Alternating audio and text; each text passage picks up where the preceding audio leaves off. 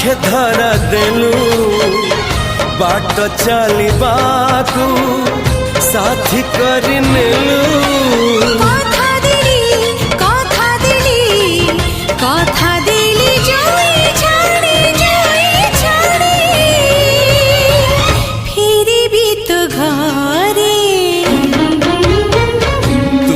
जदि अछु मो पाखरे